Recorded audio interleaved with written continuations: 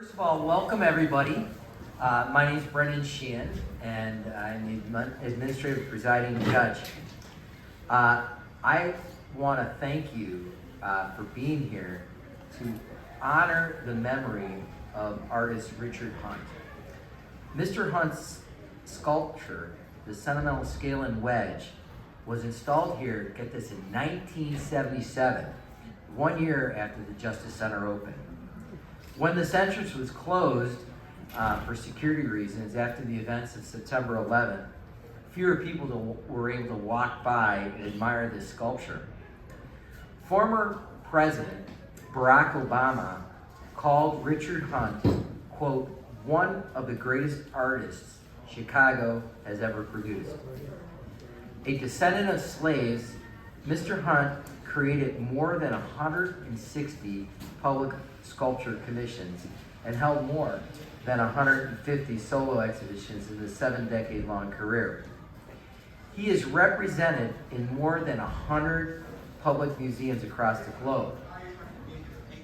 In 1935, on the south side of Chicago, Mr. Hunt passed away last December at the age of 88.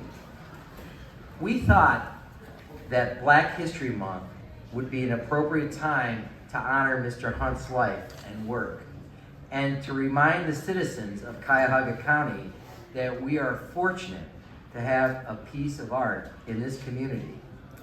Up until nearly the end of his life, Mr. Hunt was working on creating art.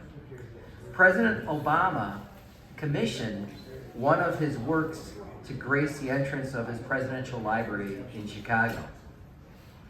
In 1955, Richard Hunt attended the funeral of Emmett Till in Chicago.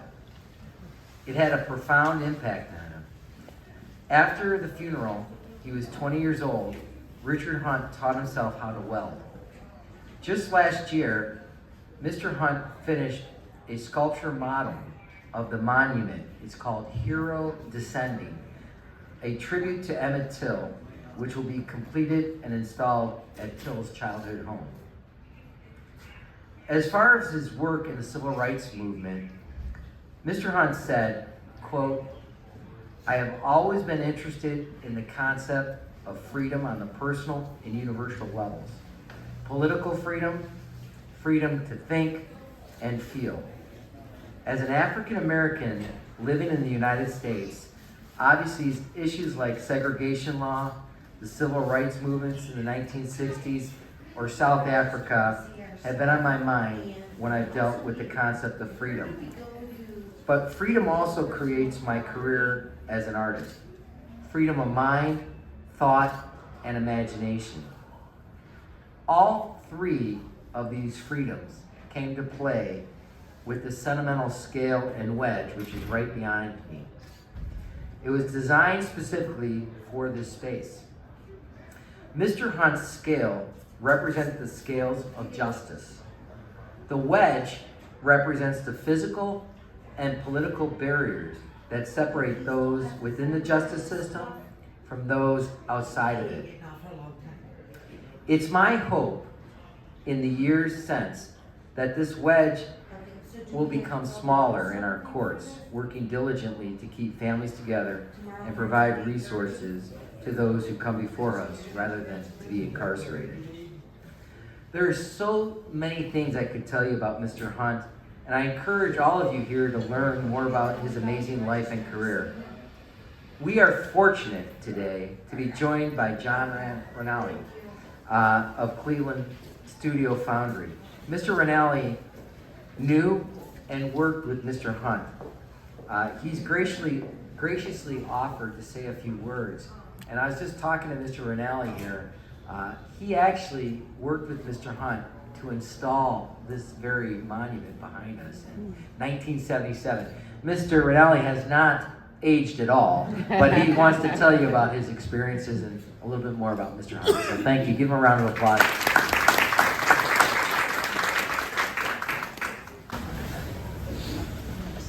Hello.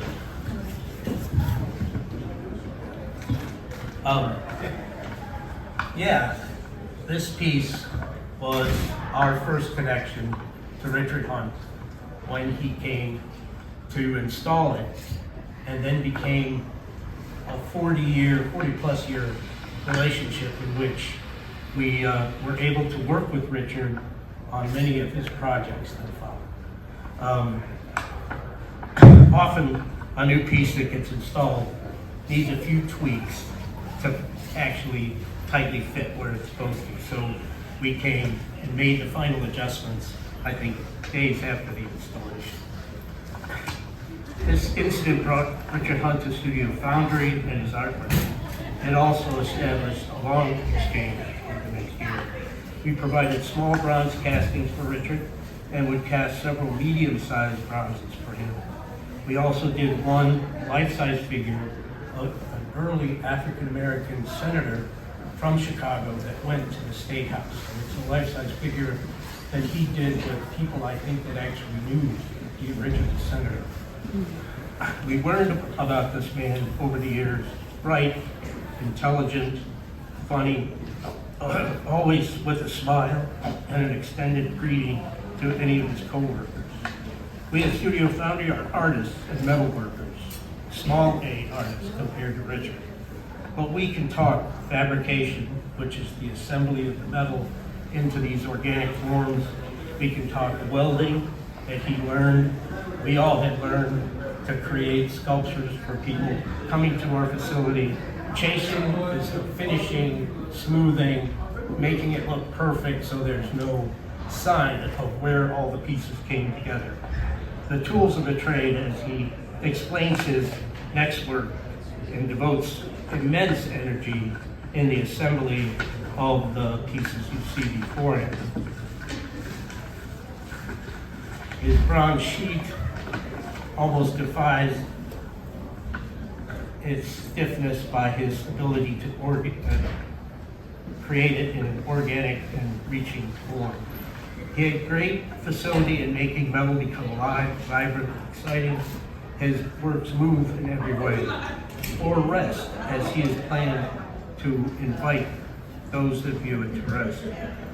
Richard opened his studio in Chicago to the symphony. When he first occupied this giant space, he wanted the symphony to come into his building and perform, not to limit what went in his studio, but to invite the community outside his studio inside. So it was like a dialogue between he and the community he lived in. Richard collected African artworks in his travels and from local families who had family heirlooms which they wanted to be traded and respected. Richard would often find a local African American offering some part of Africa's past to him and his chance to preserve what might be lost. Richard collected many implements of African origin, especially throwing knives. He had a whole area in the basement of his studio, drawers full of implements, and their shapes and forms influenced the shapes on many of his sculptures that came afterwards. His work spoke for itself and was always engaging the viewer, and we were so fortunate to have one remembering him as his career took off.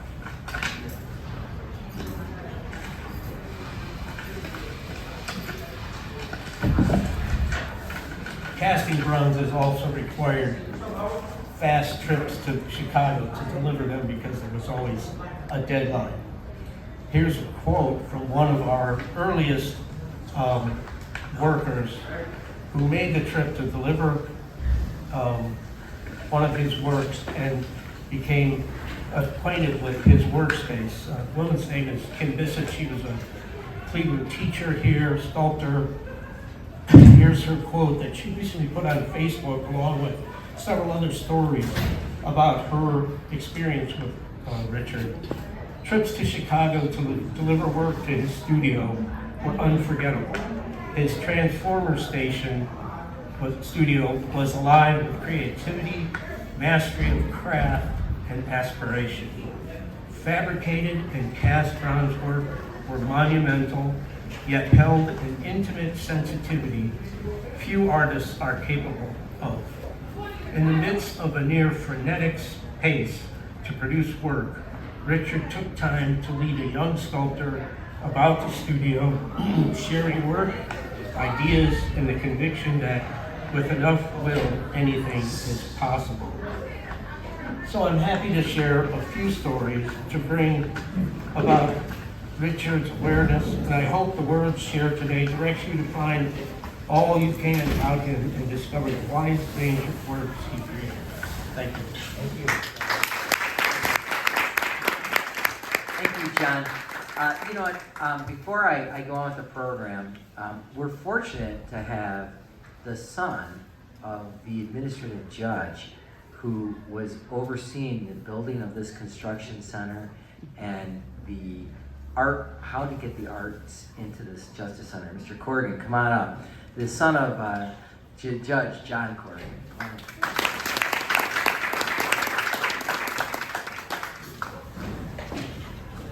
I just want everybody to know that this building, the Justice Center and the jail, Courts Tower, was the first public building in the Cleveland area that was going to have to follow the law regarding public projects and devoting a portion of the budget to public art. And those who know the story of the building of the Justice Center, it was supposed to have 7 more floors on it. There were all sorts of controversies about the stone around the outside. And as the county commissioners, which is the form of county government we had then, started trying to cut budgets, one of the things they came to the judges of the Common Pleas Court and said, well, we can make an exception because of the budget issues on the public art requirements for this building, for these buildings. And basically my dad and the Common Pleas judges at that time said, no, the law is that there shall be public art for public construction. And so this sculpture, the 2 that are in the front of the entrance to the Courts Tower, including the big pipe, as people call it, those projects would not have happened except that the court at that time fought for to preserve the statute that said public art is required in public construction. And so I just want to commend the court. There's nobody on the court now who was on the court then, but the current administrative judge, Judge Sheehan, noticing this anniversary and the project and work that Richard Hunt made to make this building comply with the law about public art is very important. Actually, this is my favorite sculpture of the ones that were done in connection. And the only regret we have, and those of us who've now been through COVID and all its restrictions, the entrances to these buildings have all changed so dramatically from when they were built. And this art does not get seen as much as it should.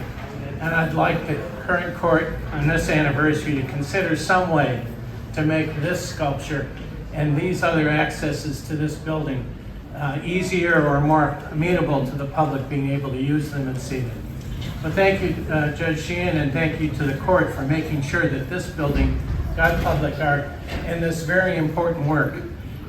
Richard Hunt's sculpture, this is Cleveland's only major example of his work, and he's a very significant sculptor, not unlike the sculpture for the War Peace Memorial on the Mall C, or Mall A, I guess it is.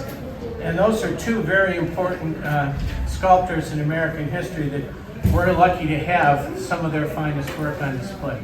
Thanks a lot.